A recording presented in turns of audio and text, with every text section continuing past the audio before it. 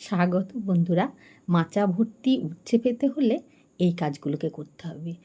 পুরুষ ফুল প্রথম আসবে, তা পুরুষ ফুলগুলো আসার সঙ্গে সঙ্গে এরকম ডগা ছাঁটাই করতে হবে। প্রথম রাউন্ডে ডগা ছাঁটাই এইভাবে, আবার ওখান থেকে যখন শাখা প্রশাখা বের হবে তারপরে দ্বিতীয় পর্যায়ের ডগা ছাঁটাই করতে হবে। ঠিক এইভাবে ডগা ছাঁটাই করে দিতে হবে।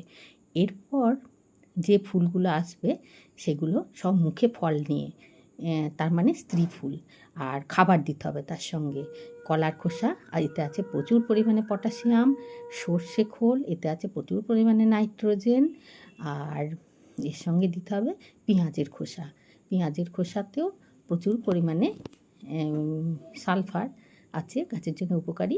আর দিতে হবে মাছের আঁশ, পটকা আর নাড়িভুড়ি, এতে আছে ফসফরাস। তারপরেই দেখবেন 15 দিনের মধ্যে এইরকম প্রচুর উচ্ছে ধরেছে মাচায়। এটা আমার নিচে বাগানে লাগানো আছে, টবেও হয়েছে। এটা দেখাই দেখুন, স্ত্রী ফুল, প্রচুর স্ত্রী ফুল। আর স্ত্রী ফুল চেনার নিয়ম হচ্ছে মুখে ফল নিয়ে উঠবে। যে কোনো ফল মুখে নিয়ে ফুলটা ফুটবে, সেগুলো স্ত্রী ফুল।